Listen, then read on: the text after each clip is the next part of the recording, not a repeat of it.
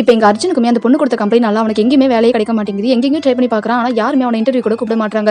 இப்ப மறுநாள் இந்த பொண்ணு அந்த கடைய ஓப்பன் பண்ற செரமனிக்குமே போயிருப்பாங்க. கடை ஓப்பன் பண்ணதுக்கு அப்புறமா அந்த பொண்ணுமே உங்களுக்கு எவ்வளோ பொலிட்டீஷியன்ஸ் தான் தெரிவாங்க. அது மட்டும் இல்லாம எவ்வளோ பேர் இருப்பாங்க. ஆனா ஏன் நீங்க என்ன கூப்பிட்டீங்கன்னு சொல்லி கேட்கும்போது, அவருமே நீ தான் இப்போ ஃபேமஸா இருக்க. அது மட்டும் இல்லாம நீ கடைய ஓப்பன் பண்றது எனக்கு ரொம்பவே சந்தோஷமா இருக்கு அப்படின்னு சொல்லிறான். இத கேட்கிற அந்த பொண்ணுக்குமே இவன் மேல ஒரு சின்னதா கிரஷ் ஏற்பட ஆரம்பிக்குது. இப்ப மறுநாள் இவ கார்டன்ல உட்கார்ந்து எல்லார்கிட்டயும் பேசிக்கிட்டு இருக்கும்போது, இப்ப அந்த பொண்ணுக்கு தெரிஞ்ச அந்த பையனுமே வரான். உனக்கு என்ன நினைச்சிட்டு இருக்க? நீ என்னதான் யோசிச்சிட்டு இருக்க? நீ ஏன் அந்த கடையை ஓப்பன் பண்ற செரமனிக்கு போனா நான் தான் போகக்கூடாதுன்னு சொன்னேன்னு சொல்லும்போது, உனக்கு என்ன பிரச்சனை? அது மட்டும் இல்லாம என்கிட்ட எவ்வளோ பேர் பேசிக்கிட்டு இருக்காங்க. உனக்கு என்னதான் இப்ப பிரச்சனை அப்படின்னு சொல்லி கேட்கும்போது அந்த இடத்துக்கு அர்ஜுனுமே வரான். அப்ப டைரக்டா அர்ஜுனுமே அந்த பொண்ணு கால்ல வந்து தயவு செஞ்சு அந்த கேஸ் வாபஸ் வாங்கிடு. உன்னால எங்க ஃபேமிலியோட ரெபுடேஷனே போயிடுச்சு. நாங்க எவ்வளவு சந்தோஷமா வாழ்ந்துகிட்டு இருந்தோம். ஆனா இப்ப உன்னால எல்லாருமே எங்களை மோசமா பேச ஆரம்பிக்கிறாங்க. தயவு செஞ்சு ஏன் இப்படி எங்க மேல அபண்டமா பழி போற? நாங்க உங்ககிட்ட டவுரியே வாங்கலைன்னு சொல்லி கேட்கும்போது அந்த பொண்ணுமே இங்க பாரு நான் உங்ககிட்ட வேணும்னே பழி போட விரும்பல. ஆனா என்னோட சூழ்நிலை உங்க மேல அப்படி போட வேண்டியதா போச்சு. இப்ப நீ எல்லாரும் முன்னாடியும் நீ வாங்கணும்னு சொல்லிட்டு ஒத்துக்கிட்ட அப்படின்னா நானுமே கேஸை வாபஸ் பண்ணிடுறேன் அப்படின்னு சொல்லும்போது இப்ப இவனுமே கேட்கறான் நான் உங்ககிட்ட டவுரியே வாங்கல. ஆனா எதுக்காக நான் வாங்கணும்னு சொல்லி உண்மையை ஒத்துக்கணும் அப்படின்னு சொல்லி கேட்கும்போது அவளுமே ஓ அப்படியா உன்னால ஒத்துக்க முடியாது அப்படின்னா என்னால ஒண்ணுமே பண்ண முடியாது நான் வாங்கவே மாட்டேன் அப்படின்ற மாதிரி சொல்லிடுறா. இப்ப அர்ஜுனுமே அந்த பையன் கிட்ட போயிட்டு எவ்வளவு கெஞ்சி பார்க்கறான். தயவு செஞ்சு உன்னோட ஃப்ரெண்ட் தானே அவளை வாங்க சொல்லுன்னு சொல்லிட்டு ஆனா இவனுமே எதுவுமே பேசாம அந்த பொண்ணு பின்னாடி போயிடுறான். இப்ப அந்த பையனுமே அந்த பொண்ணு கிட்ட போயிட்டு உனக்கு கொஞ்சம் மனசாட்சி இருக்குதா? நீ ஏன் இன்னும் அவங்களோட லைஃப்ல விளையாடிக்கிட்டு இருக்க? அது மட்டும் இல்லாம உனக்கு தேவையான எல்லா விஷயமும் வந்துருச்சு இல்லையா?